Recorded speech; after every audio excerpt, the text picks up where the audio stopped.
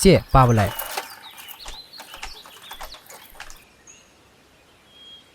Icha lairik pari dana. Hoi paba. Aduni maram mokpa angang hairi base.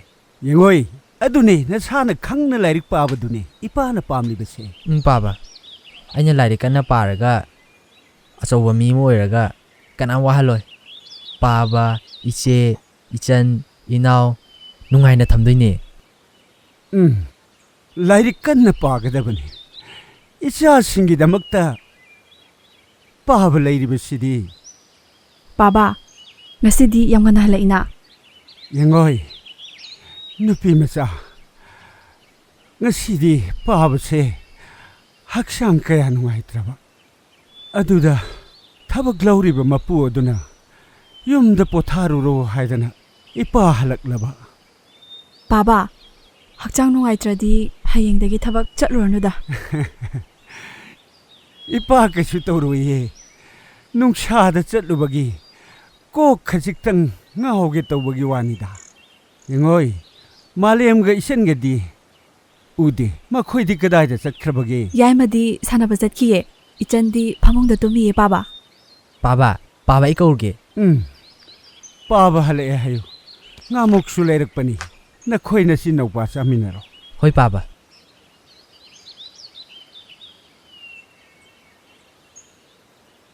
Kitang tu na lao ko ibong ko choba.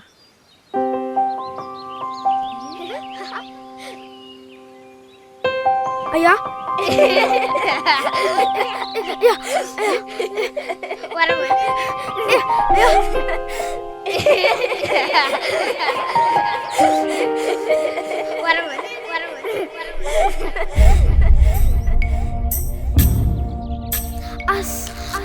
Why?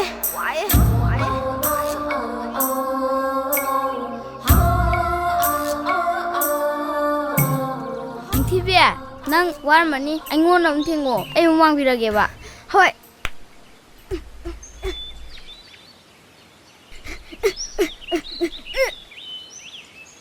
Yaima! Yaimo! Taso! Kaya kita so? Paba la haure. Paba na lao ye. Lao! Koi taso, laage. Ning Tivia, ay paba na kaure. Ay mulaki duni ko, na ay ngay mo ko. Hoy, chaturo, ay nangam duni ko. Koi ay salagi ko. Hoy. Ay koi sanay silaw.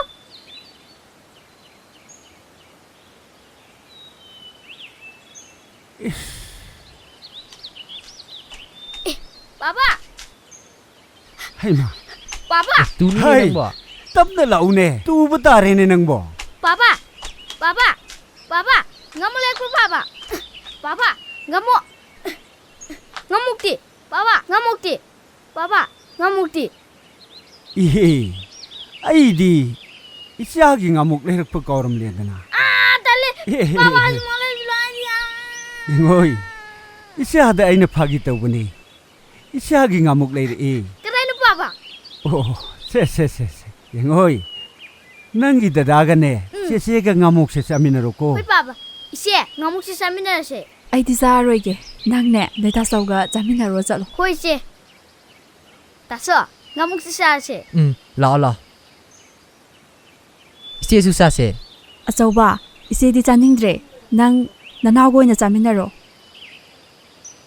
Yaima, ai ju chaningdreda. Isan ga pulap chaminaruro. Taso, ayu saning dreda. Bema. Nang sukhara chaminaro dana. Natradi angang sing sinungai roi. Hoi baba. Yaima, ngamok to ise da sukhar ilo ase. Hoy se. Se. Yaima, nang ta chawju khare ilodana. Hoy taso. Taso sao se. Tagre. Tahan ganu. Bema. Sakti loira bro. Baba, chakpudi thonge, ado henjang di thongdri. Oh, lochalo. Haoy taso. Achauba, yaima, Se. noine baba ga changminar oko. Hoy Je se. Hoy se. chawo salamage.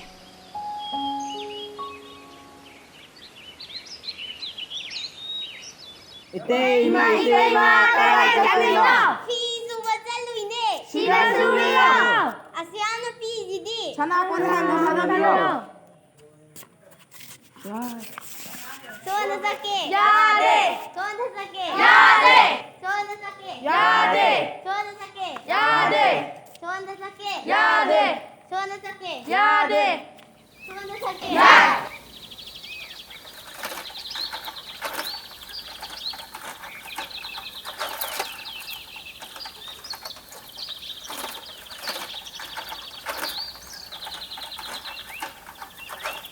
Cây đang thùng và dạ nhìn nhé. Yai ma, châu bô. Ipa lại đi hey. Lao, sang cái xí lầu. Hoi paba. Yai ma. Paba na kaure chalas lo.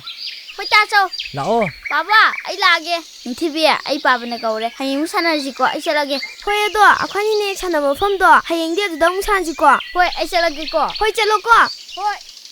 Kida thang min jang do cha bya ro ko. Hoi. Aditi. Sonda sake. Yade. Sonda sake. Yade. Sonda sake. Yade. Sonda sake. Yade. Malen du buju phaw la khiro de jaro. Ma de na haibda dum la ko ni da. La ka ni da ai du ngai ge da.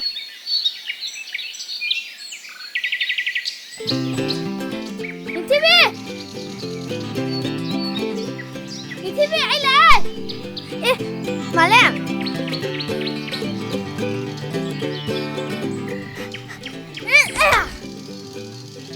Malen nang ngasi thengai gai gino. As ako pa sa kya din ne. As ne pa bijo. Ado ai heng chalani ngo. Kadai da? Yumda. Mama lo la ni e.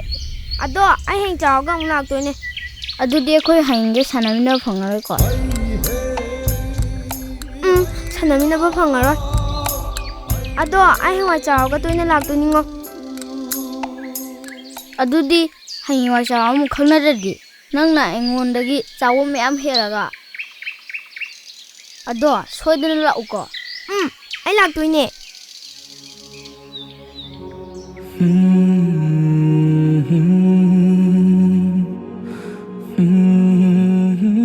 Sepashalo.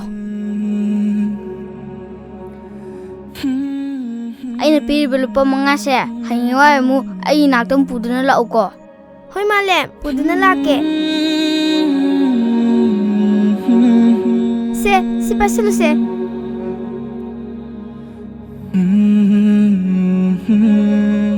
Hangdoga yang ganu ko. Ay nang halaba matamda ingonda mu ulu ko. Hoi ning TV. Ay nang gula ko ngaramge.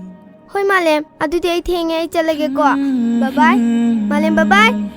Bye bye. Malem ay lako ngaram mo.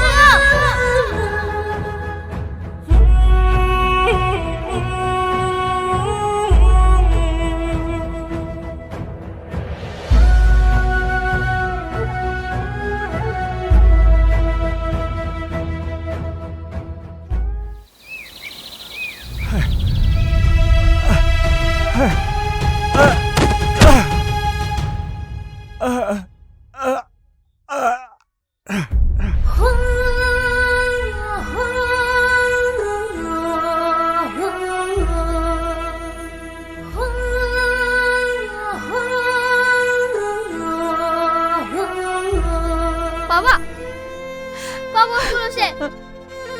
Papa, ai papa nang amule hai roi ba. Se, papa.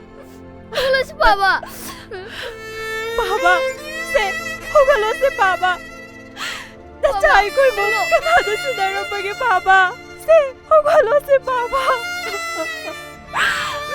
Papa, papa hogalo se papa.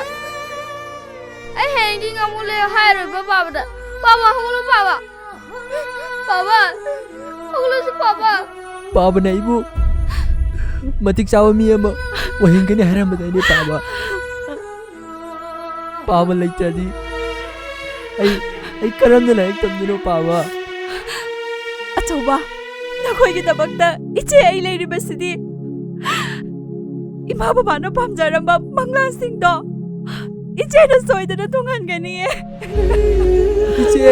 Papa hogalo se. Papa hogalo. Papa hogalo se.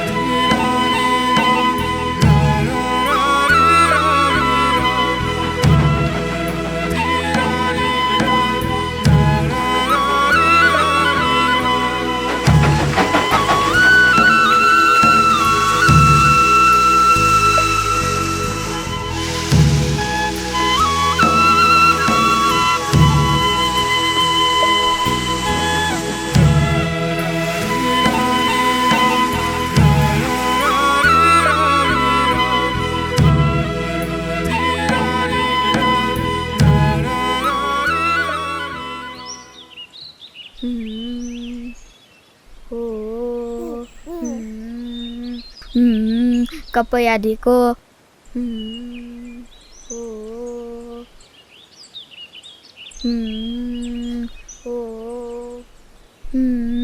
Kappa yadi. Ise lai tu. Che. Abe mase nang noi na po lerabo. Hoi se. Se iche da piro se. Se thadoro se. Oh to. Oh is. Se. How yaima. Ngamo. Yaima. Ipa singi ngamok to iche ngasi de leiraktre. Hayeng oina lebirage ko. Iche. Ai soi kre. Hayeng gai di ngamo lebiranda. Kaidobai leiro oidoino. Hayeng dagidi iche na ngamok leira adabane. Ado nayamba zobodi. Che. Ta saudi. Iche ngasi yam thengina. Ngasi di iche se khra thengi. Ado nakhoi sak lama mani. Iche sak thongage ko. Iche chak te ina loirabane. Ipadi maram ya mokre da ko. Iche se warni na aina cha hinja loi thong to ba. Iche chana ba tawrje. Yaima iche ka changminaro ko. Hoi ta so. Yaima lao. Hoi se. Iche su iruzarage aduga sak sarase.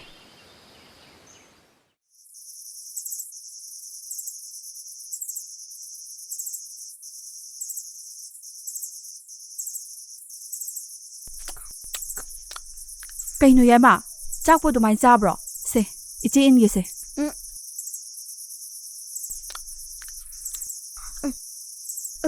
Mbe hao e. Yaima iche ni maji hawbro. Iche aizu. Hawne. Iche ado. Nana thobuk subda yana wabro se. Iche wabro ba. wadeda Iche du di waram du malibo. kaito bai wadoino wadi Shena na hangai thaba halakoda humanga o ta halai dudi. adudi ne nungsa sabagini Iche aina heng matik char matamda iche bu nuai na thamdoine. Inaw ichan matik chaw mi amamo hendoine. hoi azoba Iche chaw.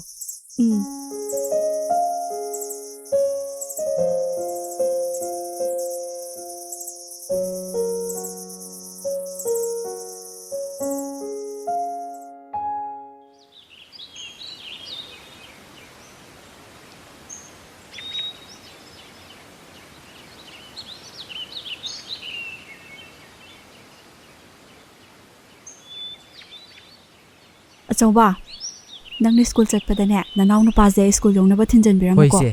aduga nangsu school yong na ba chatlo ko Hoise. lao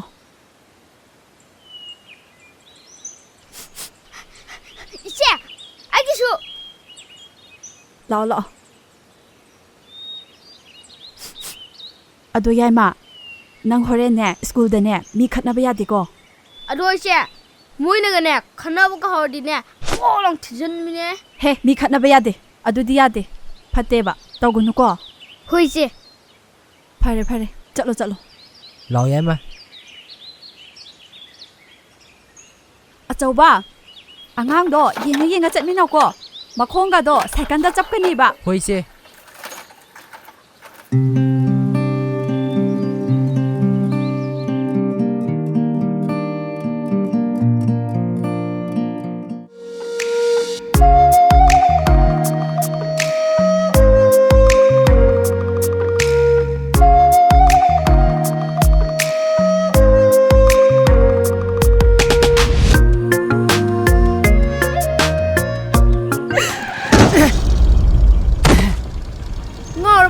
sila iduba nami to kada yenga chake Ai sui kre. nami to kada da pange kai da yenga chalino ba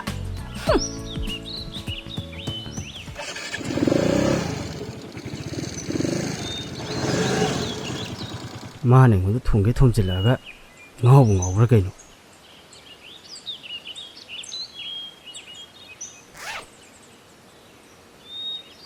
kaka mimi si zigi bibirau ne Hoi.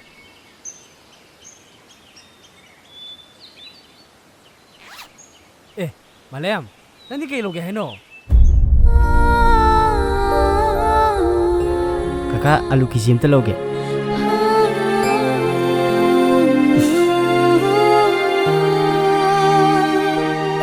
Say again.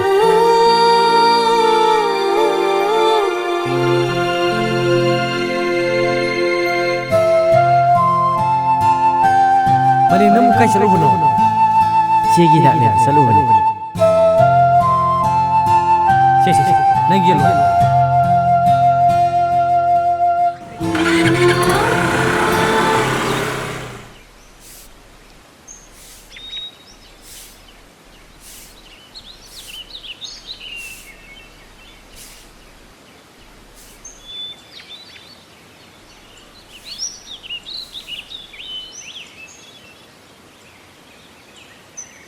Sa, teh le. Tayai. Ichi di ja thakra ba. Hoi tayai. Thakre. Yaima, nang halae dana. Hoi si.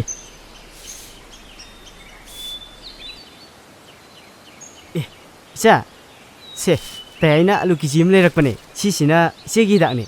Hoi tayai. Yaima, nang buyang warbane. Nang di nachanupigi khalingai da lyricsu makha tamthau yade. Se, ai kisu ade da. Tayai. Hayo. Ai laik tambase toge da tayai. Hey, madu yade. Sengi da makta teh le sidi. Sina awaba kaya mo mayok na duna. Khoi bu yo pirak pune. Ai ngasi su kaute. Yaima, imaga babaga na achau babu lyric ta thawai yawe haiduna patik chaba mi ama oihan ba pamki. Ima babagi ningpado hausikti thunghan ba ngame adubu nakhoi ani busu nayambana sembirakani khankibane. Iche, kap kano.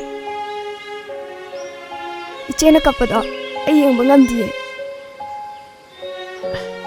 Ise, ekhoi asu am nungai le sidi se. Sidagi hena nungai ba ekhoi ke su pam di ise. Ima baba leitra basu ekhoi gi di ise ne ima ne. Ise ne pum namak ne. Isi sukhange nangi awabado. Hausikti iche na thabak suduna nangi bateng pangba sugamde. Se, kaya kita baksa dino. Nana ulay sidi. Se, bakano ay tawakan gano. Itak se, saan hay na tsara ka sige na para doy ne. Isa, isi ka zawin na kro. Hoi tayai. Iche, jangas lao.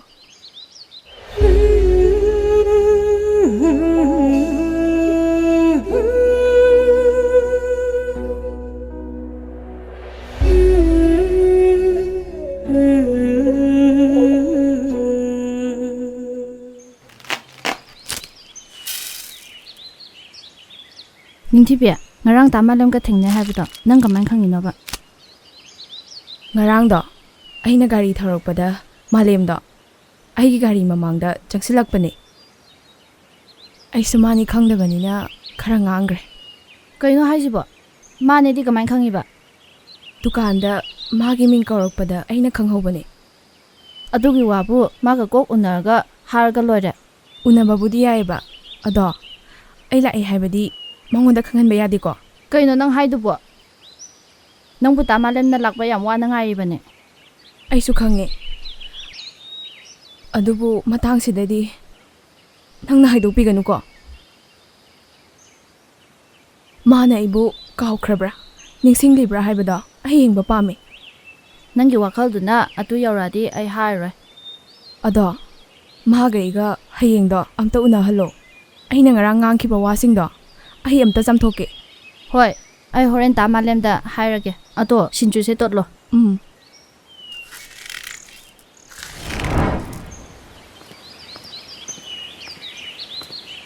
ꯍꯣ ꯅꯪꯕꯨ ꯂꯣꯏꯗ꯭ꯔꯤꯕꯅꯦ ꯇꯥꯔꯤꯕꯣ ꯄꯨꯡꯁꯦ ꯌꯧꯔꯦ ꯍꯧꯖꯤꯛ ꯃꯣꯏ ꯅꯨꯄꯤ ꯍꯧꯅꯕꯤꯁꯦ ꯑꯗꯨꯝ ꯇꯧ ꯂꯩꯔꯗꯕꯅꯦꯕ ꯑꯗꯨꯝ ꯂꯥꯛꯑꯦ ꯀꯥꯟꯗꯕꯗꯕ ꯆꯠꯂꯁꯤ ꯂꯥꯛꯑꯣ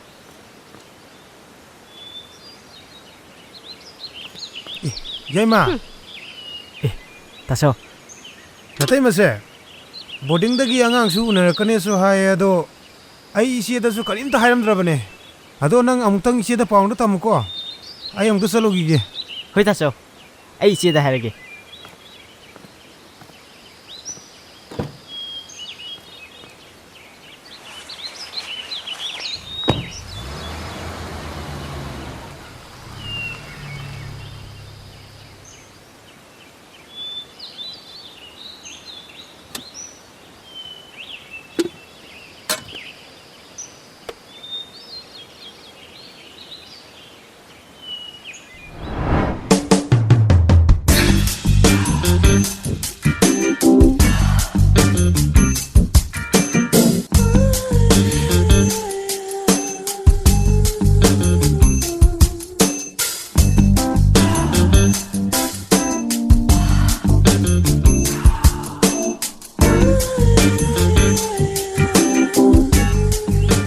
Tanova, kay jalluido.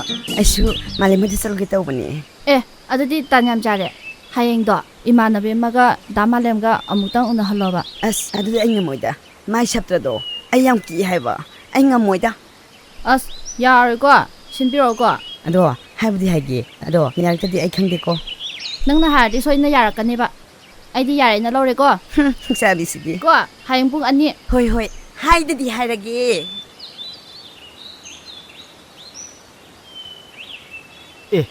ꯅꯥꯎꯕ ꯀꯥꯏ ꯆꯠꯂꯨꯏꯅꯣ? ꯑꯩ ꯅꯣꯏꯗ ꯂꯥꯛꯏꯅꯦ ꯃꯥꯂꯦꯝ. ꯀꯩ ꯂꯩꯔꯒꯦ? ꯑꯩ ꯍꯌꯦꯡꯗꯒꯤ ꯏꯝꯐꯥꯜꯗ ꯂꯥꯏꯔꯤꯛ ꯇꯝꯕ ꯆꯠꯈ꯭ꯔꯅꯤ. ꯑꯗꯨꯗꯤ ꯌꯥꯝ ꯐꯩ ꯀꯩꯅꯣ. ꯐꯩ ꯀꯥꯏꯅ ꯑꯩꯅꯗꯤ ꯁꯣꯝꯗ ꯅꯣꯏ ꯃꯌꯥꯝꯒ ꯀꯥꯏꯅꯅꯤ ꯈꯟꯕꯗ ꯋꯥꯔꯤꯕ ꯅꯣꯏꯅꯗꯤ ꯈꯪꯕꯤꯄꯣꯠꯇꯦꯅꯦ. ꯑꯗꯨꯗꯤ ꯄꯨꯟꯁꯤ ꯆꯨꯞꯄꯒꯤ ꯀꯥꯏꯅꯒꯗꯕꯁꯨ ꯅꯠꯇꯅ ꯃꯇꯝ ꯈꯔ ꯈꯤꯇꯪꯒꯤꯕꯨ. ꯍꯌꯦꯡꯅꯦ ꯅꯪꯅ ꯃꯇꯤꯛ ꯆꯥꯕ ꯃꯤ ꯑꯃ ꯑꯣꯏꯔꯒ ꯑꯩꯈꯣꯏ ꯐꯖꯅ ꯑꯃꯨꯛ ꯄꯨꯟꯗꯣꯏꯁꯤꯗꯤ. ꯑꯗꯨꯕꯨꯗꯤ ꯆꯨꯝꯃꯦꯕ. ꯑꯗꯣ ꯊꯕꯤꯒꯤ ꯃꯃꯥꯟꯅꯕꯤꯗꯣ ꯑꯗꯨꯅꯅꯦ ꯅꯪꯒ ꯑꯝꯇ ꯎꯅꯁꯤ ꯍꯥꯏꯔꯛꯄꯅꯦ. ꯉꯝꯃꯣꯏ ꯑꯩ ꯉꯝꯃꯣꯏ. ꯀꯅꯥꯅꯣ ꯀꯩꯅꯣꯁꯨ ꯈꯪꯗꯕꯗꯨꯕꯨ ꯎꯅꯁꯤ ꯀꯥꯏ. ꯉꯝꯃꯣꯏ ꯑꯩ ꯉꯝꯃꯣꯏ ꯍꯥꯏꯀꯣ. ꯑꯁ ꯍꯌꯦꯡꯗꯣ ꯑꯝꯇ ꯎꯅꯕꯤꯌꯨꯁꯨ ꯍꯥꯏꯕ ꯅꯪꯕꯣ. ꯉꯝꯃꯣꯏꯕ. ꯑꯁ ꯑꯝꯇ ꯎꯅꯕꯁꯨ ꯍꯥꯏꯕ ꯑꯩꯅꯗꯤ ꯌꯥꯔꯦ ꯍꯥꯏꯈ꯭ꯔꯕꯅꯤꯀꯣ. ꯅꯪ ꯀꯩꯗꯧꯕ ꯌꯥꯔꯦ ꯍꯥꯏꯗꯣꯏꯅꯣ? ꯑꯣ ꯈꯪꯗꯦ ꯑꯩꯗꯤ ꯌꯥꯗꯦ ꯌꯥꯔꯣꯏ ꯍꯥꯏꯁꯤꯅꯤ. ꯑꯩꯗꯤ ꯌꯥꯔꯦꯅ ꯂꯧꯔꯦꯀꯣ. ꯆꯠꯇꯕ ꯌꯥꯔꯣꯏꯀꯣ. ꯑꯩꯗꯤ ꯍꯥꯏꯁꯤꯅꯤ. ꯍꯣꯏ.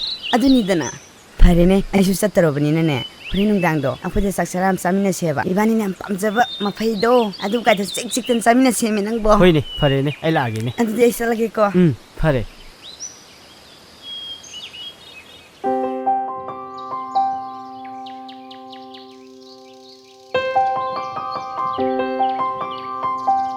Ngarang nangbu malimda asingbagi hairambrane.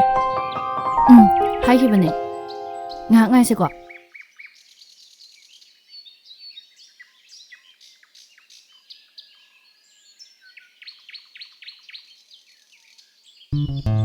Lae.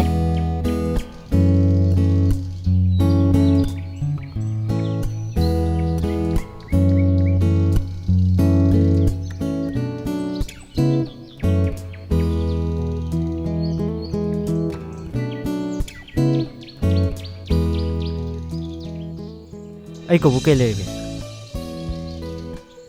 Nahangido soikhre haige tawbani. ꯃꯗꯨꯗꯤ ꯅꯪꯅ ꯁꯣꯏꯕ ꯅꯠꯇꯦ ꯑꯩꯅ ꯁꯣꯏꯕꯅꯤ. ꯃꯁꯤꯒꯤꯔꯣ ꯅꯪꯅ ꯑꯩ ꯀꯧꯔꯤꯁꯦ? Malem ai kenomta hange lanadi khanganuko. ꯀꯩ ꯋꯥꯅꯣ? Malemgi khangnajaba mi leibra. ꯀꯩꯒꯤꯅꯣ? Leishabina pakhangda hangbasibu yam kairabrane. ꯑꯇꯩꯗꯗꯤ ꯀꯥꯏꯔꯝꯗꯕ ꯌꯥꯏ. ꯑꯩꯒꯤ ꯏꯐꯝꯗꯗꯤ ꯌꯥꯝꯅ ꯀꯥꯏ. Malemna nungsijabi misakti leitabra. ꯑꯩꯉꯣꯟꯗ ꯃꯗꯨꯒꯤ ꯋꯥꯈꯜ ꯂꯩꯇꯦ. Nangna nungsijabi misak amta leitabrane. ꯂꯩ. ꯑꯗꯨꯕꯨ ꯃꯍꯥꯛꯇꯤ ꯑꯩꯉꯣꯟꯗꯒꯤ ꯂꯥꯞꯅ ꯆꯠꯈ꯭ꯔꯦ. Aise kanano kari ming kawi hangningdabra. ꯃꯗꯨ ꯍꯪꯉꯨꯕꯒꯤ ꯑꯩꯉꯣꯟꯗ ꯀꯥꯟꯅꯕ ꯂꯩꯇꯦ. ꯊꯦꯡꯉꯦ ꯑꯩ ꯆꯠꯂꯒꯦ.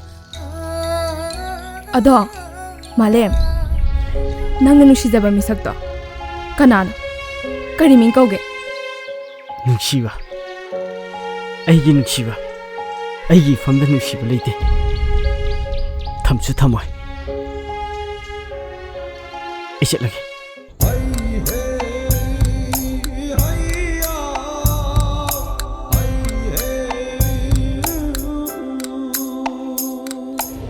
ꯅꯪꯅ ꯑꯩꯕꯨ ꯅꯨꯡꯁꯤꯕꯃꯛꯇ ꯑꯣꯏꯔꯗꯤ ꯑꯩꯅ ꯅꯪꯉꯣꯟꯗ ꯑꯩ ꯂꯥꯛꯑꯦ ꯍꯥꯏꯗ꯭ꯔꯁꯨ ꯅꯪꯅ ꯈꯪꯐꯝ ꯊꯣꯛꯇꯕ꯭ꯔꯥ? ꯑꯩꯅ ꯑꯉꯥꯡ ꯑꯣꯏꯔꯤꯉꯩ ꯂꯩꯈꯤꯕ ꯃꯐꯝꯗꯨꯗꯅꯤꯀꯣ ꯑꯩꯅ ꯍꯧꯖꯤꯛ ꯂꯩꯔꯤꯕꯁꯦ. ꯃꯥꯂꯦꯝ, ꯅꯪꯒꯤ ꯅꯐꯝꯗ ꯑꯩ ꯂꯥꯛꯑꯦ ꯍꯥꯏꯕ ꯉꯝꯕꯒꯤ ꯊꯧꯅꯥꯗꯣ ꯍꯧꯖꯤꯛ ꯑꯩꯉꯣꯟꯗ ꯂꯩꯇ꯭ꯔꯦ.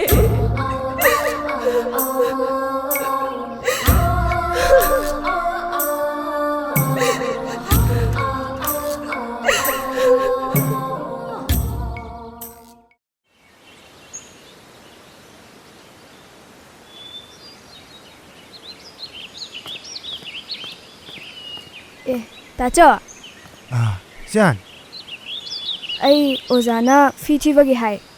ꯐꯤ ꯊꯤꯗ꯭ꯔꯗꯤ ꯁ꯭ꯀꯨꯜ ꯂꯥꯛꯄ ꯌꯥꯔꯣꯏ ꯍꯥꯏ. ꯁꯦꯜꯕꯨ ꯀꯌꯥꯅꯣ? 2,450ꯇꯅꯦ ताचो. ꯏꯆꯦꯒꯤ ꯍꯤꯗꯥꯛꯁꯨ ꯂꯣꯏꯔꯦ. ꯑꯗꯨ ꯃꯌꯥꯝꯗꯨꯕꯨ ꯑꯩ ꯂꯣꯏ ꯄꯨꯊꯣꯛ ꯍꯥꯏꯔꯕ?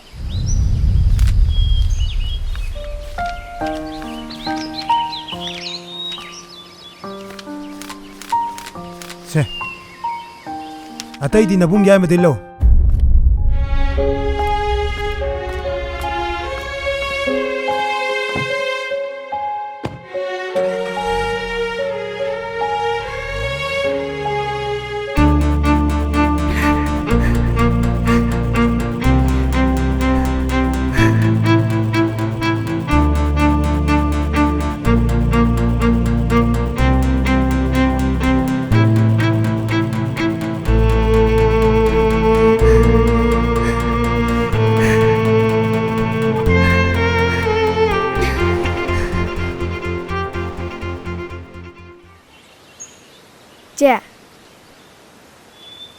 ꯏꯆꯦ, ꯆꯝꯐꯨꯠꯁꯦ ꯈꯔ ꯆꯥꯁꯦ.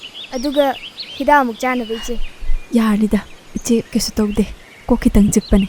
ꯑꯗꯣ ꯏꯆꯦ, ꯁꯤ ꯍꯥꯟꯅ ꯆꯥꯁꯦꯕ. ꯑꯗꯨ ꯅꯠꯇ꯭ꯔꯗꯤ ꯍꯤꯗꯥꯛ ꯆꯥꯕ ꯌꯥꯔꯔꯣꯏꯕ. ꯁꯤ ꯍꯥꯟꯅ ꯆꯥꯁꯦ ꯏꯆꯦ, ꯑꯗꯨꯒ ꯍꯤꯗꯥꯛ ꯆꯥꯅꯕ.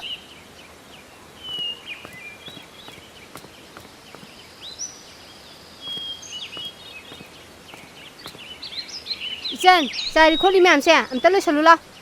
ꯍꯣꯏ ꯏꯅꯝꯃ, ꯑꯩ ꯏꯆꯦꯒꯤ ꯍꯤꯗꯥꯛꯁꯦ ꯑꯝꯇ ꯄꯤꯖꯔꯝꯈꯤꯒꯦ. ꯅꯪꯒꯤ ꯍꯤꯗꯥꯛꯇꯣ ꯀꯣꯟꯅ ꯄꯤꯖꯕ ꯌꯥꯏ. ꯆꯥꯏꯔꯤꯁꯦ ꯍꯥꯟꯅ ꯂꯣꯏꯁꯜꯂꯨꯂꯥ. ꯀꯩꯅꯣ ꯏꯅꯝꯃꯅ ꯍꯥꯏꯗꯨꯕꯣ? ꯏꯅꯝꯃꯁꯨ ꯅꯣꯡ ꯐꯥꯗꯣꯛꯇꯤ ꯁꯤꯠꯄꯗꯤ ꯌꯥꯏꯗꯅ. ꯀꯩꯅꯣ ꯅꯪ ꯍꯥꯏꯗꯨꯕꯣ? ꯅꯅꯝꯃꯗ ꯑꯗꯨꯃꯥꯏ ꯍꯥꯏꯕ ꯌꯥꯗꯦꯀꯣ. ꯃꯁꯤ ꯑꯉꯥꯡꯁꯦ ꯑꯩꯒꯤ ꯆꯤꯟꯊꯛꯇꯒ ꯈꯨꯝꯕ ꯁꯥꯏꯅꯦ. ꯈꯪꯗꯦꯗꯅ ꯅꯪ ꯉꯁꯤꯗꯤ. ꯑꯩꯒꯤ ꯆꯤꯟꯊꯛꯇꯒ ꯈꯨꯝꯕ ꯌꯥꯕ꯭ꯔꯣ ꯑꯉꯥꯡꯅ? ꯍꯦ, ꯂꯥꯎ. ꯃꯁꯤꯗ ꯍꯥꯏꯔ. ꯑꯩꯒꯤ ꯆꯤꯟꯊꯛꯇꯒ ꯈꯨꯝꯕ ꯁꯥꯔꯗꯅ ꯈꯪꯕ꯭ꯔꯥ ꯅꯪ? ꯂꯩꯔꯥ, ꯅꯨꯡꯉꯥꯏꯕ꯭ꯔꯥ? ꯅꯪ ꯋꯥꯉꯥꯡꯗ ꯑꯗꯨꯃꯥꯏꯅ 시범도 ꯇꯧꯅꯣ. 하고다. 姐, 카메라나. 나 진짜 죽어요. 제! 마시다 부르고 노래 마시. 레이바! 제, 호글로. 제, 초크리 제. 호글로. 아이기 마석이 이제다. 구타라봐. 야이마, 이제 그래서 똥디에. 아이 단어도 쓴다네. 너희도 쿠방도 타라봐 너트로. 하, 너희도 쿠방도 타라봐 너트로봐. 너희가 강내봐. 너희 담은 좀 락들 락이잖아봐. 너희가 강내봐. 너희 담은 락이잖아봐. 이마 이빠는 시보 구팡을 셀라고 타주봐. 아이기 전다 구타라봐. 아이기 미망 먹대다. 야, ꯑꯗꯨꯃꯥꯏꯅ ꯇꯧꯕꯤꯒꯅꯨ ꯇꯌꯥꯏ. 야이마, 나 나타임마다 구타가노.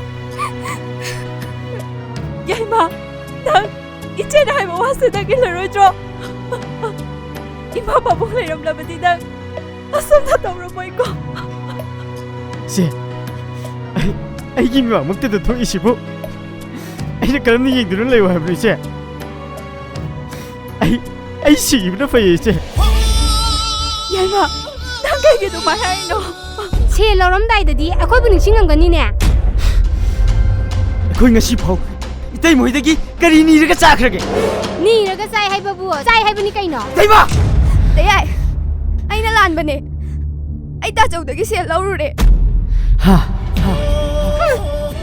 ꯅꯪ ꯁꯦꯜ ꯂꯧꯔꯨꯔꯦ ꯍꯥꯏꯕ ꯍꯧꯖꯤꯛꯇꯤ ꯅꯣꯏ ꯈꯪꯉꯝꯃꯅꯤꯅꯦ ꯁꯦ ꯅꯪ ꯇꯌꯥꯏꯅ ꯍꯣꯠꯅꯔꯤꯕꯁꯤꯡ ꯑꯁꯦ ꯅꯪ ꯀꯩ ꯄꯦꯟꯗ꯭ꯔꯕꯣ ꯅꯪ ꯇꯌꯥꯏ ꯑꯩ ꯌꯥꯝ ꯂꯥꯟꯈ꯭ꯔꯦ ꯇꯌꯥꯏ ꯌꯥꯏꯃ ꯅꯆꯜꯅ ꯅꯆꯦꯒꯤ ꯍꯤꯗꯥꯛ ꯂꯣꯏꯈ꯭ꯔꯦ ꯍꯥꯏꯗꯅ ꯂꯩꯕ ꯆꯠꯂꯨꯕꯅꯦ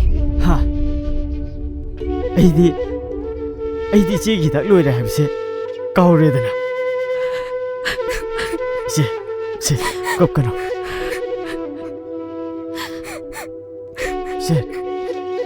ꯏꯆꯟꯒꯤꯗꯃꯛ ꯅꯪ ꯇꯌꯥꯏ ꯂꯩꯔꯤꯁꯤꯗꯤ ꯀꯞꯀꯅꯨ ꯏꯆꯦ ꯀꯞꯀꯅꯨ ꯂꯩꯔꯥꯡ ꯅꯪꯒꯤ ꯀ꯭ꯋꯥ ꯂꯩꯔꯦ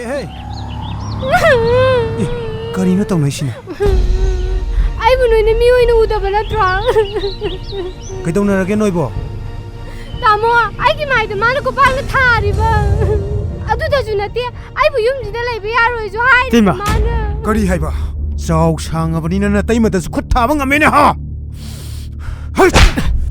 ꯑꯆꯧꯕ ꯅꯅꯥꯎꯒꯤ ꯃꯔꯥꯜ ꯅꯠꯇꯤꯌꯦ ꯅꯅꯥꯎꯕꯨ ꯐꯨꯒꯅꯣ ꯌꯥꯔꯦꯁꯦ ꯄꯨꯝꯅꯃꯛꯁꯤ ꯏꯆꯦꯅ ꯇꯧꯔꯒ ꯂꯣꯏꯁꯤꯜꯂꯝꯕ ꯉꯥꯛꯇ ꯅꯠꯇ꯭ꯔꯣ ꯀꯔꯤ ꯑꯆꯧꯕ ꯑꯩꯈꯣꯏꯁꯤ ꯌꯨꯝꯁꯤꯗꯒꯤ ꯆꯠꯈ꯭ꯔꯣ ꯍꯥꯏꯕꯗꯥꯏꯅꯦ ꯍꯧꯖꯤꯛꯃꯛ ꯆꯠꯈꯤꯅꯤ ꯑꯩꯈꯣꯏ ꯇꯥꯆꯧ ꯑꯩ ꯌꯥꯝ ꯂꯥꯛꯈ꯭ꯔꯦ ꯇꯥꯆꯧ ꯇꯩꯃ ꯑꯩ ꯌꯥꯝ ꯂꯥꯛꯈ꯭ꯔꯦ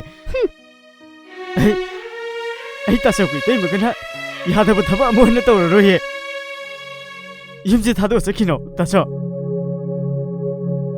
ꯆꯠꯄ ꯇꯥꯔꯕꯁꯨ ꯅꯅꯥꯎ ꯑꯣꯏꯅ ꯆꯠꯈꯤꯒꯦ ꯌꯥꯏꯃ ꯅꯪ ꯀꯗꯥꯏ ꯆꯠꯇꯣꯏꯅꯣ ꯅꯪ ꯆꯠꯄ ꯌꯥꯔꯣꯏꯌꯦ ꯅꯪ 이제부 ꯅꯨꯡꯁꯤꯗ꯭ꯔꯕꯣ 이제 ꯑꯩ ꯑꯃꯨꯛ ꯍꯜꯂꯛꯈꯤꯅꯤꯍꯦ ꯇꯥꯃꯣ ꯆꯪꯉꯁꯤ ꯂꯥꯎ ꯃꯁꯤ ꯅꯨꯄꯤꯁꯦ ꯑꯝꯇ ꯉꯥꯏꯈꯣꯕ ꯑꯁ ꯑꯝꯇ ꯉꯥꯏꯈꯣ ꯌꯥꯏꯃ ꯂꯩꯔꯥꯏ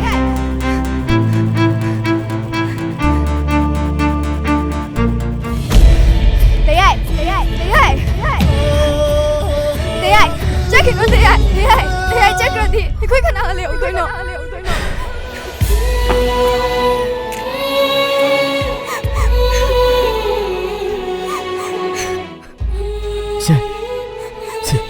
ꯀꯞꯀꯅꯨꯁꯦ ꯇꯌꯥꯏ ꯑꯃꯨꯛ ꯍꯜꯂꯛꯈꯤꯅꯤꯍꯦ ꯁꯦ 5,000ꯅꯤ ꯁꯦ ꯁꯦꯟꯁꯤꯡꯁꯤ ꯄꯥꯏꯁꯜꯂꯣ ꯁꯤꯅ ꯅꯪꯒꯤ ꯃꯤꯡ ꯆꯟꯅꯕ ꯏꯆꯦꯒ ꯂꯩꯃꯤꯟꯅꯔꯝꯃꯣ ꯇꯌꯥꯏ ꯑꯩ ꯂꯧꯔꯣꯏꯌꯦ ꯇꯌꯥꯏꯅ ꯁꯦꯜ ꯑꯝꯇ ꯌꯥꯎꯗꯅ ꯀꯃꯥꯏꯅ ꯆꯠꯇꯣꯏꯅꯣ ꯇꯌꯥꯏꯒꯤꯗꯤ ꯁꯦꯜ ꯃꯌꯥꯝ ꯂꯩꯌꯦ ꯁꯦ ꯅꯪꯅ 이거 아시면 너무 칼럼디 빠실로 세 꺾을루시 아이 뭐 할라키니 해 세부 능하이나 탐도이네 이마바바기라만 싱문가 모드라부수 시에나 걸고 육비를 이름은디 예마 칭직이시 애시르기 예마 젖기도 예마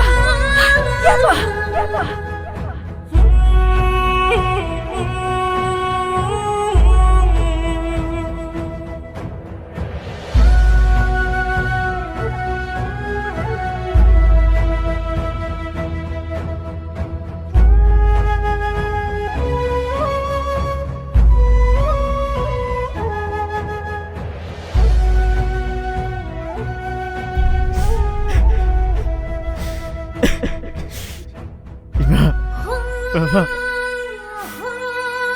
내세 얌노 와레. 후직티, 나 som지 kuina hai batadre. Kuina pisak piga hai dede. 나 somru jaga da bunga mum poma. Kuina pisak kimene. 후직티, 나 som지 kuina ga batagidre. 마포시대 Iba babagi lam sipang hawdraga su aigi wasarabi ichegi lamadi sikpa gamjage iba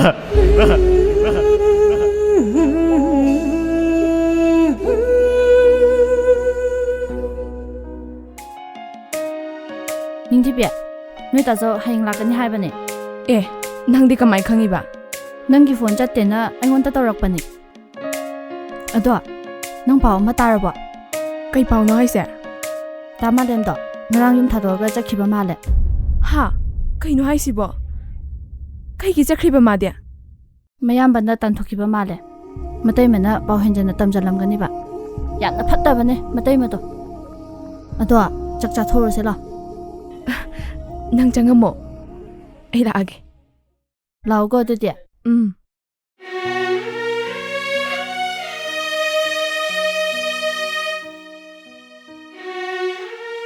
Mane, nang naiinag ang tahalang ko. Ay lae.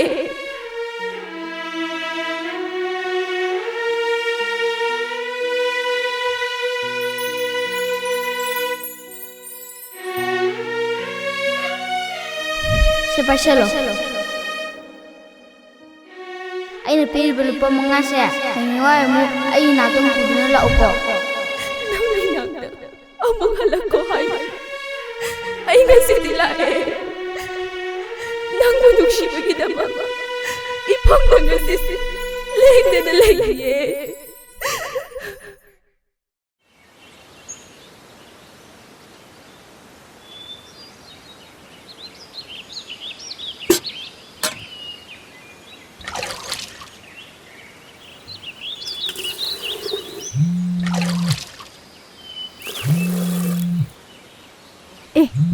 Dabai Kumbani. Hello? THOI, I hang lani. Asing Bayra? Hoi, asing bay ni. Oh, adudi ay piyo mamage. Kay no piyo mamdosina. Ibani, hayeng jela doine. Adudi ay ngam kiroi ko. Kon na change ba. Khange yare bungo. Na tawing ke tawbane. Adudi ay thamage ka. Hayeng laaga hayroba. Hoi, thamo.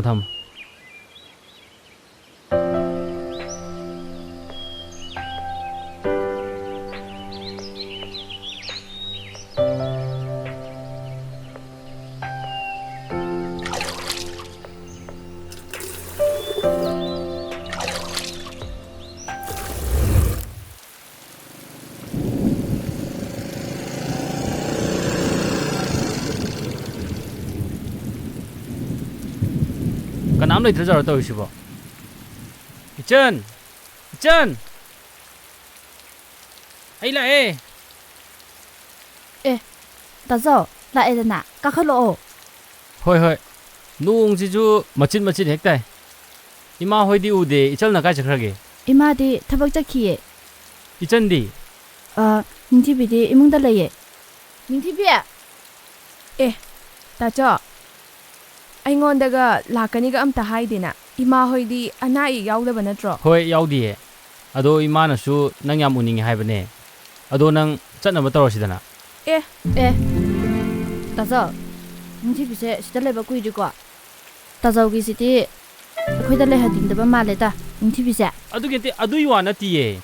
ꯏꯃꯥꯅꯁꯨ ꯎꯅꯤꯡꯉꯦꯅ ꯍꯥꯏꯔꯛꯄꯗꯨꯗ ꯑꯗꯨꯒꯤ ꯁꯨꯝ ꯍꯥꯏꯕꯅꯦ. 이찬나 레닝 ꯃꯇꯝ ꯕꯣ ꯑꯗꯨꯝ ꯂꯩꯖꯁꯅꯨ. ꯑꯗꯣ 이찬나 ꯂꯣꯟꯕ ꯆꯥꯗꯣ ꯅꯕꯨꯡ ꯊꯛꯇꯕ ꯀꯨꯏꯔꯦ. ꯑꯝꯇ ꯂꯣꯜꯍꯧꯗꯅ ꯊꯛꯀꯦꯗꯅ ꯅꯕꯨꯡ. ꯍꯣꯏ ꯇꯥꯆꯣ ꯑꯩ ꯂꯣꯜꯂꯛꯀꯦ. ꯑꯗꯣ 이찬 ꯊꯣꯏꯗꯣ ꯑꯩ ꯂꯥꯛꯑꯦꯅ ꯑꯝꯇ ꯍꯥꯏꯔꯨꯆꯣꯗꯅ. ꯍꯣꯏ ꯇꯥꯆꯣ. ꯁꯦꯁ ꯑꯩ ꯎꯅ ꯂꯥꯛꯏꯔꯣ ꯅꯠꯇ꯭ꯔꯒ ꯏꯅꯝꯃ ꯎꯅ ꯂꯥꯛꯏꯔꯣ? ꯃꯁꯤ ꯑꯩꯅ ꯅꯉꯣꯟꯗ ꯆꯥꯂꯣꯂꯣ ꯍꯥꯏꯕ ꯅꯠꯇ꯭ꯔꯣ? ꯍꯧꯖꯤꯛꯐꯥꯎ ꯀꯩꯗꯧꯔꯤꯒꯦ?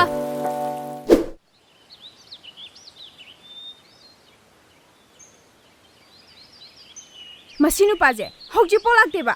ꯈꯪꯅꯤꯃ ꯂꯥꯛꯇ ꯂꯥꯛꯈꯤꯁꯅꯣꯕ.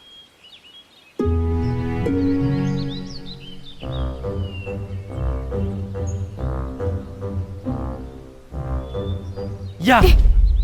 hinjabasidi. ꯉꯥꯏꯕ ꯀꯌꯥꯝ ꯀꯨꯏꯔꯒꯦ? ngài ba kyam kuirage haiba si sauro no haiba kitang thengbagi sumai saurdi hayang wai akhoni leminaradi kamai tawdoi ba ngasi katara nang thengse nang akho shade kana kana koi sengna hayo moi unana bohona bada nang thengina trabana as aduna kai dei wano aigidi nang leirasidi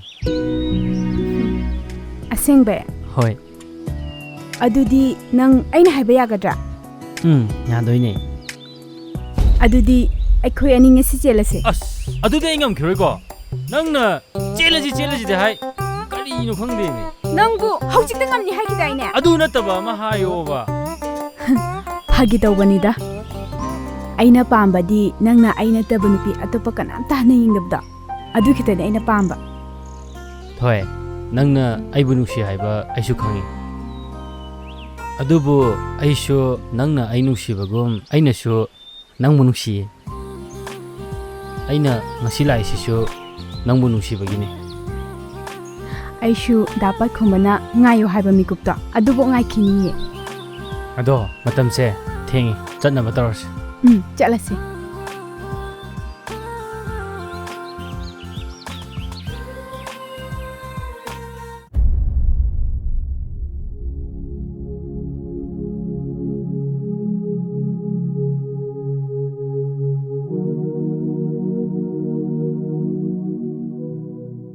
Xa té lệ Thế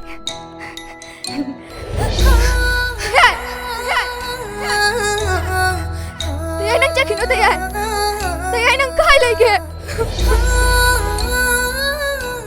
Thế ai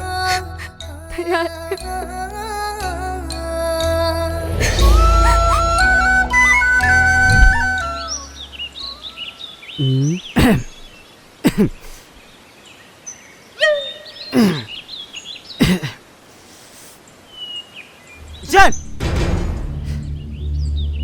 Nasidi lan tau ke ba Jan tharo Haima yaima kedorage ba kedurage na te che ngakting tumi le biko yaima kedorage ba nangna sam sara la isibo as sim da khoda haima Thế cái đồ cái tệ kai no nang te che kai no kedurage de nang tau chi kai no ba ai se le kai mang chi de mai chi thamam le trabne tu yengo tu nang na dak thagi ba metric to phasi bichen de yaw ba ne Cái đàn tệ Cái nó tệ tu chida le tu 이제 야우래 이제 영어로 dai sida yaure jan ise ngasi dine nga sa om le dine tệ Nga đi lấy room đó kai gi le ro dino ngasi dine te nga sa om le dine ise telok chon simam ko ai di nga le ra ni yam thula ka dine ise le ko ai di nga le ra ni hai si ni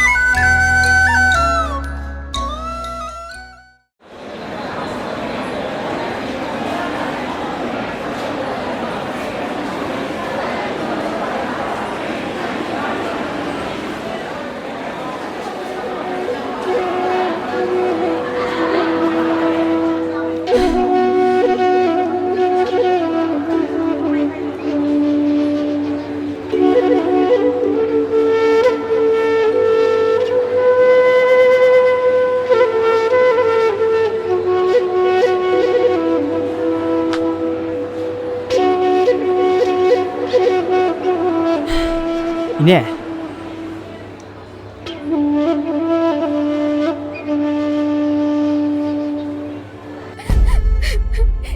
이제 오갈로 이제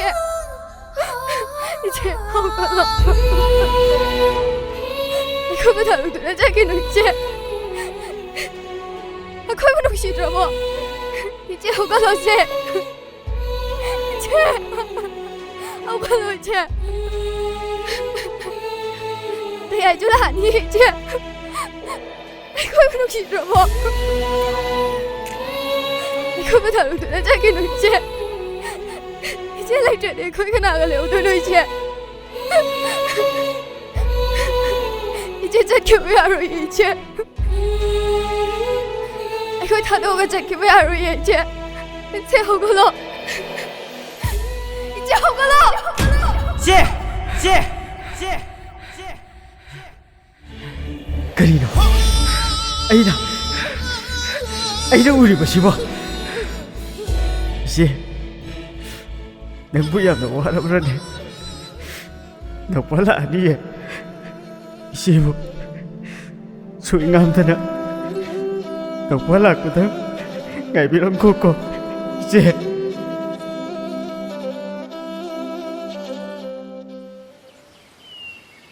Sao sang apa ni nana tay mata sukut thabang amene ha. Setpata so nanaw ina setki se echedeki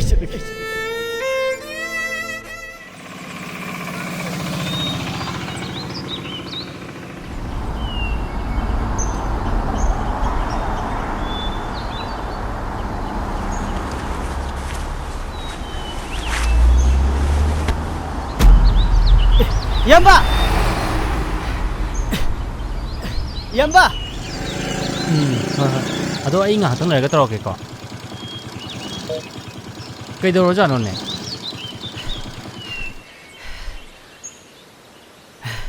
Yamba prasta ore. Hoi ne. Ai di khangong dre ne. Se. Thank you ina. Ado ina yamba yam da bdi khangre. Se, si pa shalu se.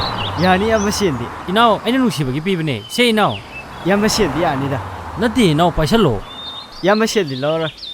Yamba do Yamba ki phone yaura ga di phone am tawjige. Ha, phone hai ro. Yawe, to yawe phone. Se ina. Hoi. Yamba ai sau da thoga wai sanoge ko. Hoi yai.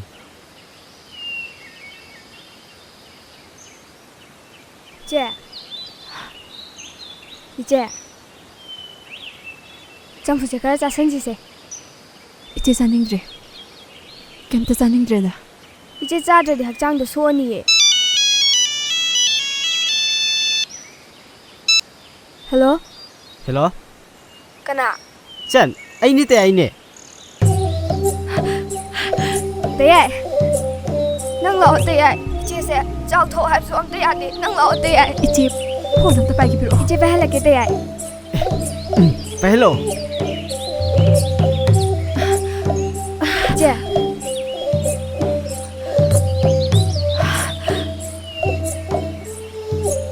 Vậy mà 이제 나보다 봤을 레이브 넘디에 Ai chu sia bu yam no uninge Ai yu jing la ni ise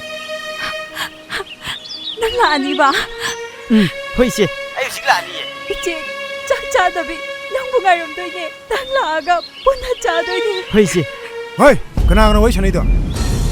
Kana hai bani. Hello Ise Hello 따져 대야 이거니 Kali, yaima. Aina yaima ko wari chanabi yaro hai bani tro.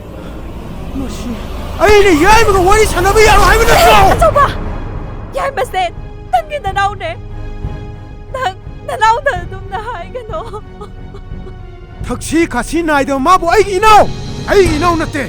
Na khoi na ma ga leimina ba pa ma ga di. Mahak ki manak ta loi sakhibi yani. 저봐 Ma yum sidek sanga ba. Aina kai dau gi yong.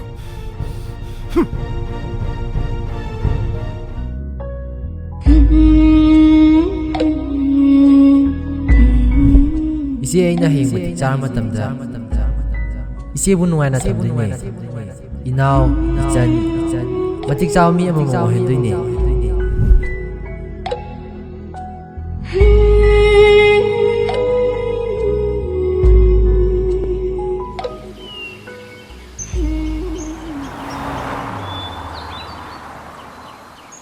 Yamba se Lo ro na. Loire Inau na su mating su pang bire sil silo ya de. Ado nayamana nongudi soidana inau gi mating pang kini da. Hoi Yamba Hoi, ai su chatlage. Hoi Chatle ko inau. Chatle. Hoi Yamba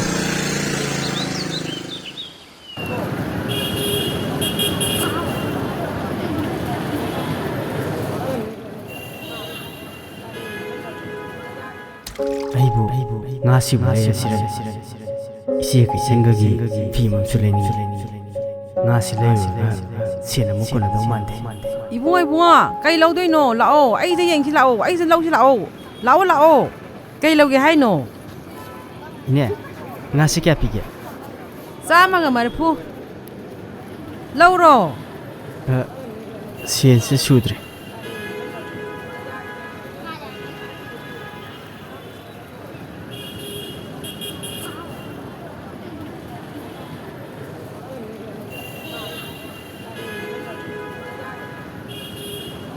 아이고 센스 수렁거드라네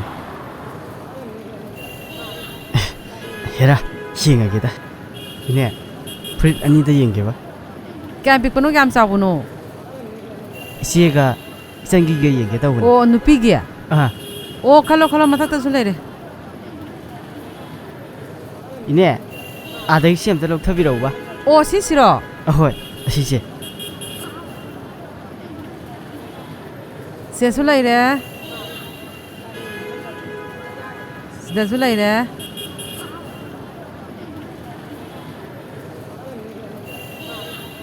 sida sulere se apa ma khalo se puri kwa dine phasa banga tani se 아 이네 시험 러게 아 어디두가 o sisya 아 시험마가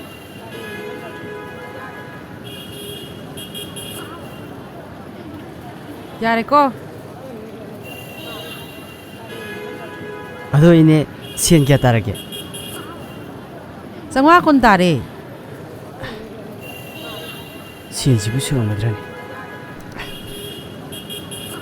sama sani humpu sahum marifu sami kun songa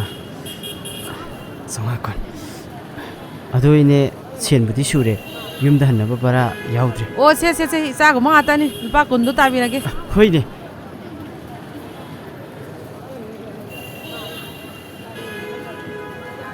ini adidi ayong chalukhiye hoi ai jam silauge ko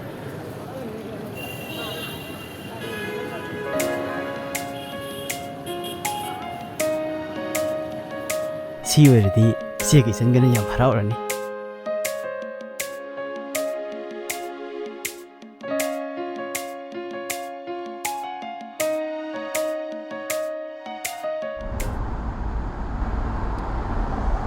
이네 셀 기타 피우 hai program ko sita bnenga si program da yondri 이네 아이 샤람라 o si temi chalo mi chalo 호이네 소이르네 아이네 또 더고 소이로 센통님 마단지네 이게 망세로 자토 얌바 잉아우데 타질락다는 거거니 셀 기타 피우라 뭐 얌바 자토잖아 할로 아 손다 응아 오케이 그렇겠나 봐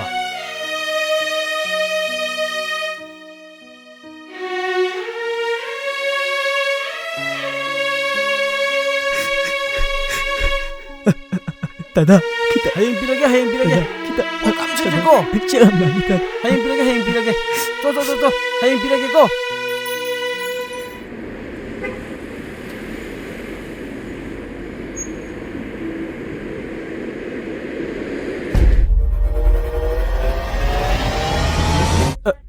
이제 기타 덕색해 봐 타오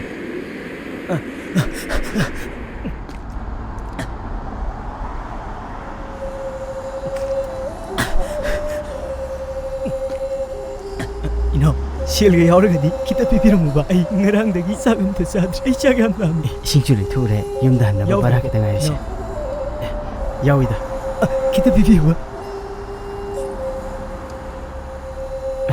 헤라 세 ngasai makai aigi awababu kanamatana ubidra matam sida aina saklamna matamda inaw na aigi mateng pangibas ay yam nungari inaw ay sunangumna laibak thiraba misa amane aigi su maraibak thirabi isege changale hawe makoina ai bula pangai ramgani adubu aigi chegi puchidi tambagamde inaw ꯑꯩꯒꯤ ꯑꯔꯥꯝ ꯈꯧꯔꯥꯡꯕꯗ ꯀꯣꯛꯍꯟꯕꯤꯕꯒꯤ इनावगी अवाबदा मतेंग पांगबा ngamdrabasu इसेदा लाकदब इनावगी इसेदा लाकदब खुदोंग थिबा पुमनमक्ति आइना फंगबा होइगे को इनाव याम्बा अदुदी इनावसु इसेना गाइरमलनि होय इसिंगसे याम्बा पाइबि होरो होय चलो होय याम्बा मबु मपाव अनथोकना फख्रेदा अइना इसे यामना वारे खलुरगा अइंगोंदि हेना वाबसु लेरमिको पुछि हाबदो मसिनिको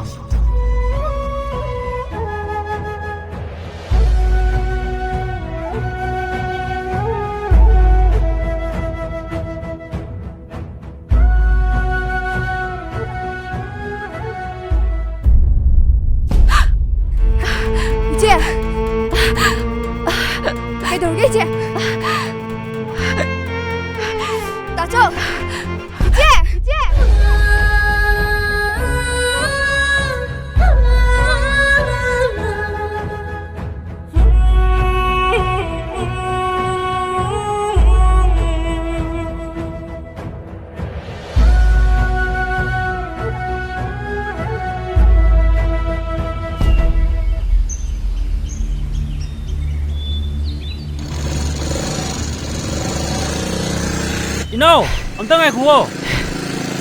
Ngasai gi naw do natro. Mani amba. Ngasai su thumandana mingsu khanghaudre. Ai gi ming malem kawe. Oh, malem ado nang kai che kai no je. Ai him chakadabane. Adudi ai thilamagi lao. Hoi amba. Lao, ai thilamagi lao.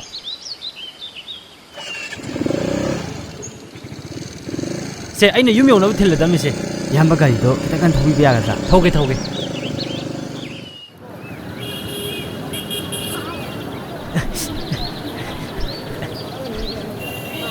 Ini si kya pigi ini manga mari de lauje gi ini lauro hayo oh ama ani mari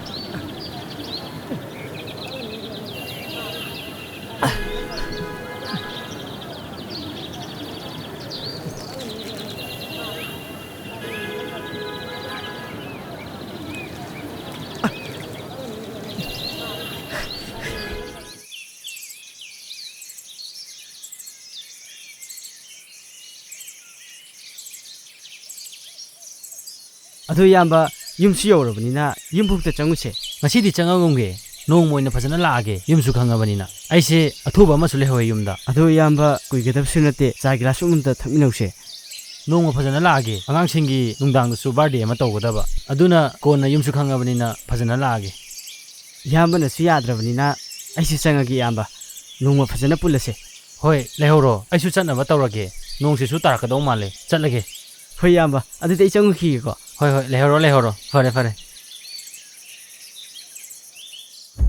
Hogalo iche hogalo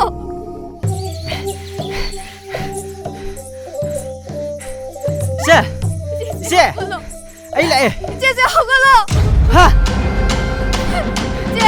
hogalo se tayai se hogalo se tayai iche se ina ko ta kire iche tayai lại hogalo se cái đâu rồi se bu ai lạc với ngày nào cũng đi hết mà đây nè ai lại se hogalo se ai là cái sắc chấm này hay khi mà đây nè ai sao gặp làm vậy se cái chấm này đây nè hogalo se nó bấm cho mất phi rồi đó ai nó lại nè se nó bấm mất suốt rồi nè ai nó mà magi mà bục thấp cái làm lan mà thấp bất tồi mà nó khăng đi ai khơi nèว่าขึ้นมาพุ่งฟ้าถึงไงอีมาบอกว่าผู้ชุบเราเช่นเดียวกันทุกคนว่าเพื่อนมันสนุกกว่าเช่นแบบนี้ ꯑꯩꯒꯤ ꯏꯆꯦꯕꯨꯁꯨ ꯂꯧꯁꯤꯟꯕꯤꯅꯕ ꯍꯣꯠꯅꯔꯤ ꯏꯆꯦꯒꯤ ꯑꯋꯥꯕꯁꯦ ꯇꯥꯏꯕꯪ ꯁꯦꯝꯕꯤꯔꯤꯕ ꯃꯄꯨ ꯃꯍꯥꯛꯅ ꯌꯦꯡꯕ ꯉꯝꯗꯗꯅ ꯂꯧꯁꯤꯜꯂꯒꯦ ꯈꯜꯂ ꯃꯥꯜꯂꯦ ꯏꯆꯦ ꯏꯆꯦ ꯏꯆꯦ ꯍꯧꯒꯠꯂꯣ ꯍꯧꯒꯠꯂꯣ 이제 낭장가노 아이기 제부 속보야로예 아이기 제부 나코이나 한분에 이시기 후망 오만다나 다서부 미모이나 셈기만 하더라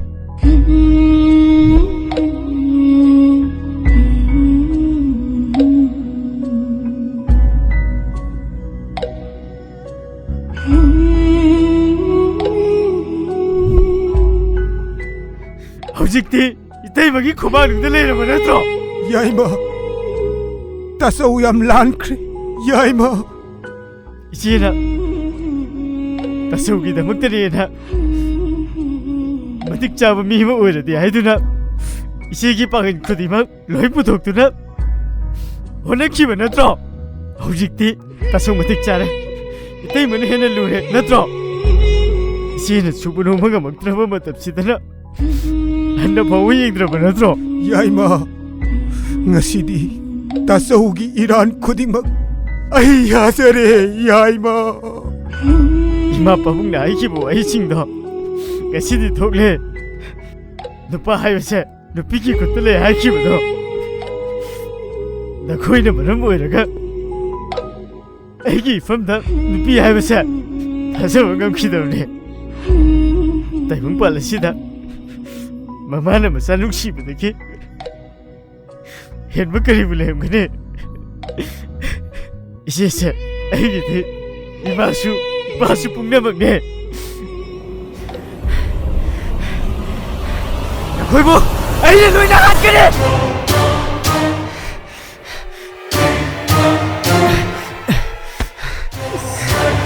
마나 바이드 탕님이 탕 너무 많아 나나도 바는 탕 바르가 나나 뚜미니 얘가 나 이제 가이드 놈이 놓고 나나도 바는 탕 바르가 마시 보내막시 나가 로이 떠나가 도안방 악들었더라 아이기 이세기 마법다 그야들 란크 허이 낭염시들 레이비야로이 쩌크로 얌 돈을 쩌고 쩌로 마코이 다모 아이 얌난 그래 아이 보면 생각비요 아이 얌난 그래 마코이 다모 이세나 아이 미모 오이나부 호나락바 아코이부 피삭 픽리가이더기 아와부 까야 강그라 이마 이빠 삭두나 아코이부 욕비락바네 아이나 이세다 하이키 아이나 타박다 오라바 마땀다 이나오가 이선가부 아이나 미야마 오이나부 시험가니 하이나 말레마시다 아이고 온다게 나 밭다바 미부 나이랑 기가 들어 이세부 아이나 핫바네 야이마 나야암바부 하로 야이마 핫그리 너무 오이나 핫그리 야이마 야이마 내 한번에 할배인가다마네 내 한번에 콧하기 간거두고 이제는 할배세 남을놓고 안강 부비로 라라라 Papa, Papa ngamukti.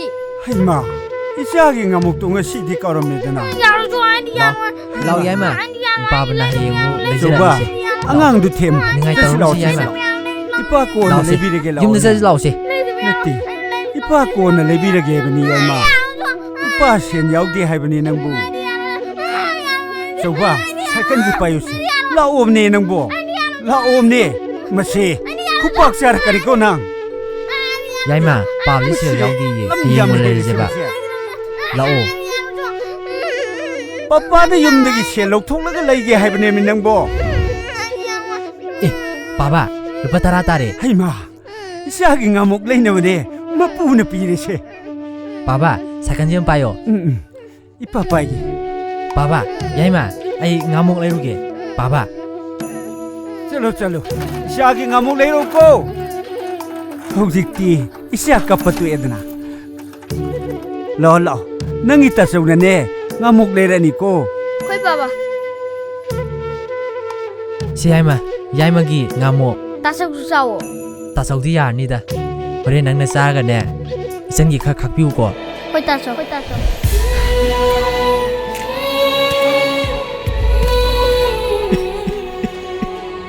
이제 아이 밥을 톡네 이제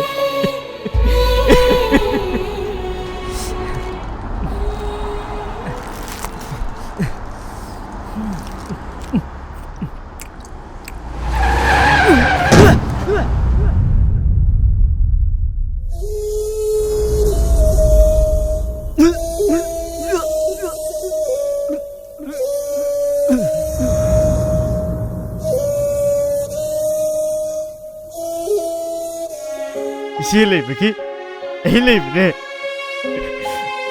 이제 레이드랍디 에이휴 이 가나마 레이데 에이휴 에이씨 그리에 야이마 아두마이나 하이드노 야이마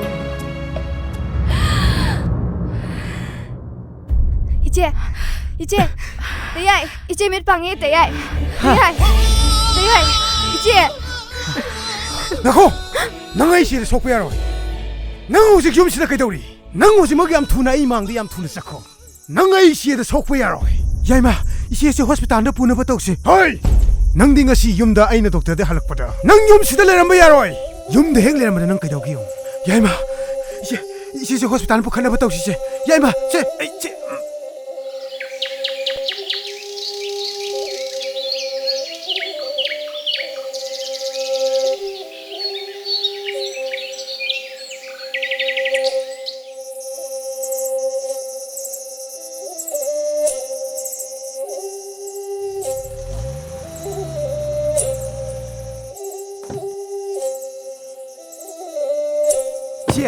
야이마 이제 땀나 겁나 비로 이제 땀나 이제 이제도 땀나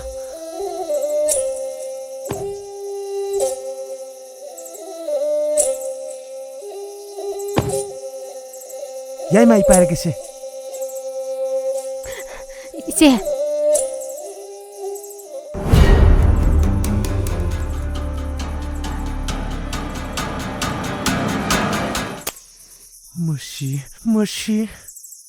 मसी तोक्सन नबी का तौइनी मसे तेसन नबी का तौरदना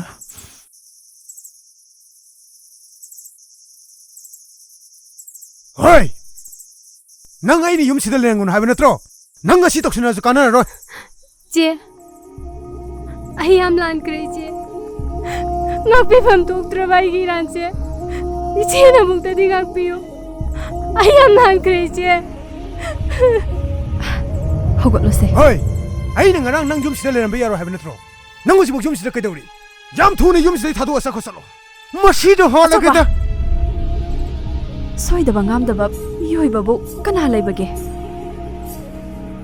ngakpi bangam bagi thamoi chen gada bane iche na pambadi na koi na wakal tarak padune iche na pamba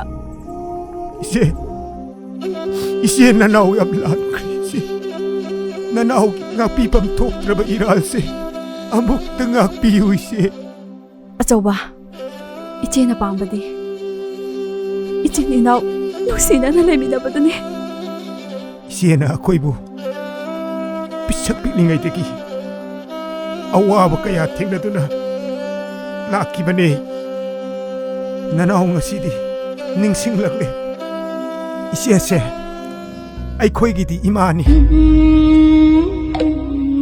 시덕이디 이시에부 눅아이나 탐마니에 이시에 아저바 이시에 야이마 따서우기 낙들라오 야이마 따서 야이마 따서우얌 란크레 야이마 이제 따서우는 깨기 란데로 따서우 란데 ngasiدagi inaw 이시에 이산 로이나 농아이나 탐마도이니 이시에디 이마이 빠삭러비네 이시에세 아이코이기디 이마니 ꯂꯩꯃꯥ ꯅꯪ ꯅꯤꯡꯊꯤꯕꯤ ꯇꯁꯦꯡꯅ ꯆꯠꯂꯒꯦ ꯈꯜꯂꯕ? ꯃꯨꯟꯅ ꯈꯜꯂꯕ ꯇꯨꯡꯗ ꯑꯩ ꯆꯠꯂꯒꯦ ꯈꯜꯂꯦ꯫ ꯅꯤꯡꯊꯤꯕꯤ ꯗꯥꯃꯥꯂꯦꯝꯒ ꯑꯃꯨꯛꯇꯗꯤ ꯎꯅꯈꯣꯗꯅ꯫ ꯎꯅꯔꯔꯣꯏ, ꯃꯥꯂꯦꯝ ꯎꯅꯕꯒꯤ ꯃꯇꯝ ꯊꯦꯡꯈ꯭ꯔꯦ꯫ ꯑꯩ ꯆꯠꯂꯒꯦ, ꯃꯥꯒꯤ ꯑꯄꯥꯝꯕ ꯂꯝꯕꯤꯗ ꯑꯗꯨꯝ ꯆꯠꯆꯈ꯭ꯔꯁꯅꯨ꯫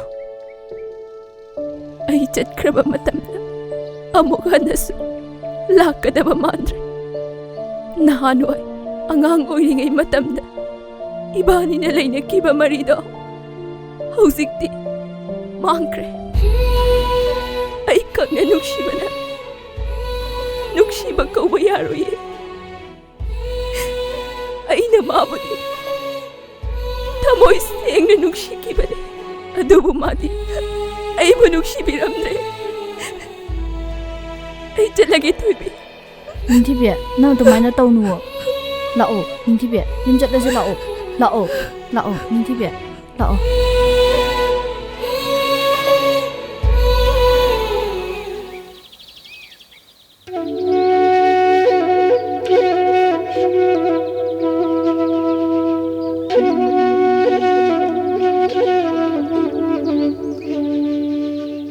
ꯅꯤꯡꯊꯤꯕꯤ ꯅꯪ ꯑꯩꯒꯤ ꯏꯐꯝꯗ ꯑꯃꯨꯛ ꯍꯟꯅ ꯂꯥꯛꯂꯣꯏ ꯍꯥꯏꯕ ꯑꯩ ꯈꯪꯉꯦ꯫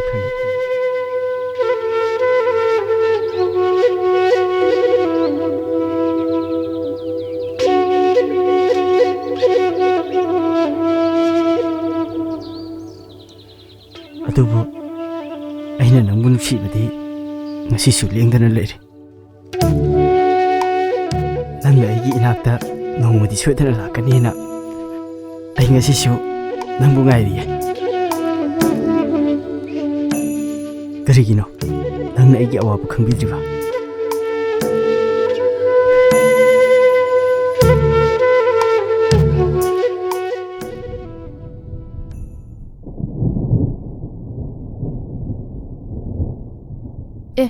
ꯗꯥꯃꯥꯂꯦꯝꯅꯤꯅꯦ꯫ ꯗꯥꯃꯥꯂꯦꯝ!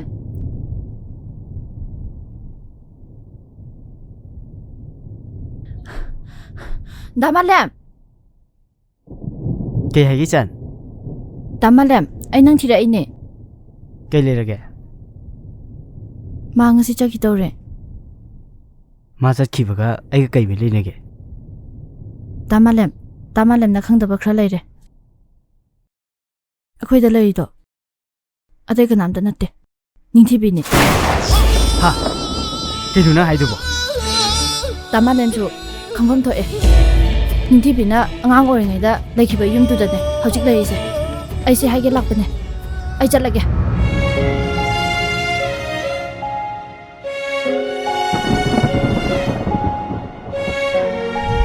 ꯑꯩꯁꯦ ꯀꯅꯥꯅꯣ? ꯀꯔꯤ ꯃꯤꯡ ꯀꯧꯏ? ꯍꯪꯅꯤꯡꯗꯕ꯭ꯔꯥ?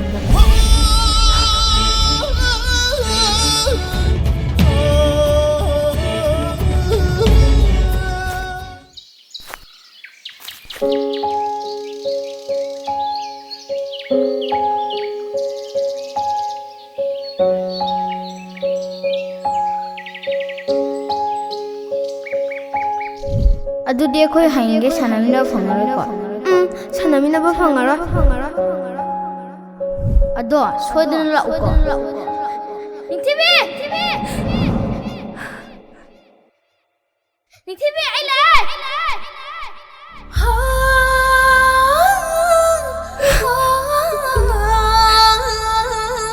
ꯅꯤꯡꯊꯤꯕꯤ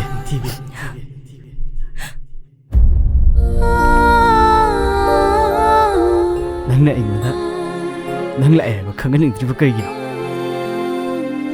ꯅꯪꯅ ꯑꯩꯒꯤ ꯋꯥꯍꯪꯒꯤ ꯄꯥꯎꯈꯨꯝ ꯄꯤꯅꯤꯡꯉꯣꯏ ꯍꯥꯏꯕ ꯑꯩ ꯈꯪꯉꯤ꯫ ꯑꯉꯥꯡ ꯑꯣꯏꯔꯤꯉꯩ ꯅꯪꯅ ꯑꯩꯉꯣꯟꯗ ꯄꯤꯈꯤꯕ ꯁꯦꯟꯗꯣ ꯑꯩꯒꯤ ꯏꯐꯝꯗ ꯂꯦꯡꯗꯅ ꯂꯩꯔꯤꯌꯦ꯫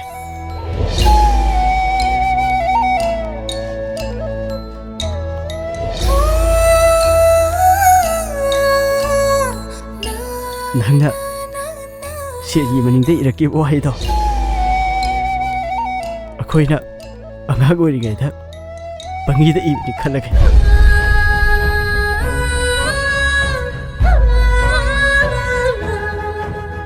ꯍꯧꯖꯤꯛꯇꯤ ꯁꯦꯠꯁꯦ ꯑꯩꯉꯣꯟꯗ ꯊꯝꯃꯨꯕꯩ ꯀꯥꯟꯅꯕ ꯂꯩꯇ꯭ꯔꯦ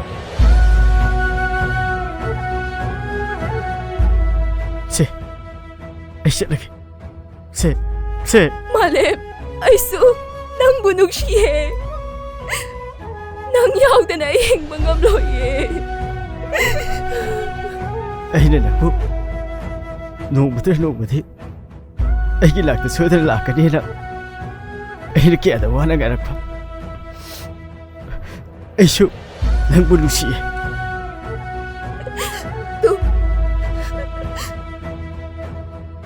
Nangna piramba seldusu ngasi pau mangandana thamliye. ꯑꯩꯁꯨ ꯈꯪꯉꯤ ꯉꯁꯤꯗꯤ ꯅꯪꯅ ꯑꯩꯕꯨ ꯅꯨꯡꯁꯤ ꯍꯥꯏꯕ ꯑꯩꯅ ꯅꯪꯕꯨ ꯃꯇꯝ ꯀꯌꯥ ꯉꯥꯏꯔꯛꯄ ꯑꯗꯨꯕꯨ ꯉꯁꯤꯗꯤ ꯅꯪꯅ ꯑꯩꯒꯤ ꯃꯥꯡꯗ ꯂꯦꯞꯅꯔꯦ Malem, ngasidi aisu khangi nangna aibu thamoi sengna nungsi haibadu. Ngasidi mayek sengna khangi. Damale.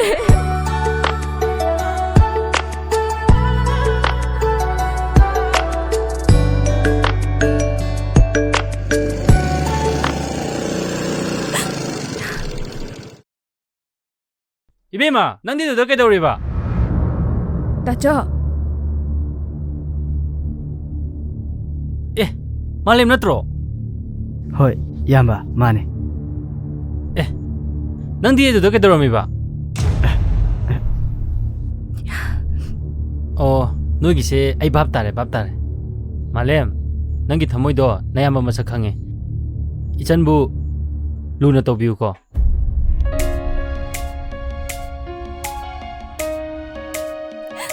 Dacho. Hey, ꯀꯞꯀꯅꯨꯁꯦ ꯀꯩꯒꯤꯅꯣ ꯅꯈꯣꯏꯒꯤꯗꯃꯛꯇ ꯇꯥꯆꯧ ꯂꯩꯔꯤꯁꯤꯗꯤ ꯃꯥꯂꯦꯝ ꯑꯗꯨꯗꯤ ꯑꯩ ꯑꯃꯨꯛ ꯆꯠꯂꯨꯈꯤꯒꯦ ꯍꯣꯏ ꯏꯌꯥꯝꯕ ꯐꯔꯦ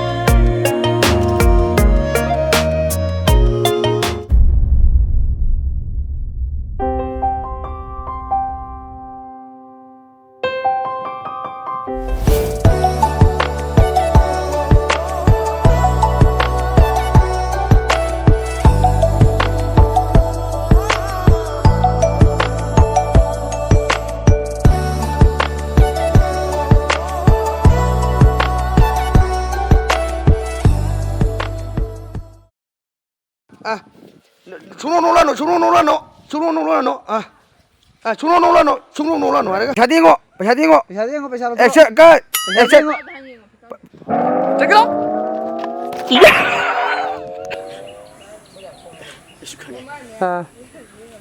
나가 링을 하라가 나가 정감자이도 나tra 하요 나사 링노 마사점포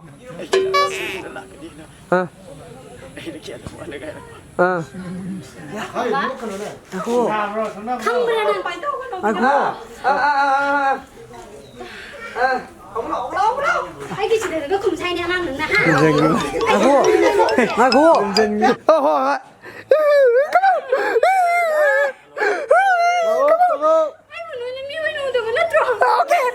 아이게 많이 듣고 말로 타봐 아유 이게 말고 빨리 타 이거 그 다음 놈이네 거 저거 나도 보거든 하야 하자라가 나 마타 길로 야올래 놈이 mayek sengna ikang mangamle. rồi ba bị tàn cái nó à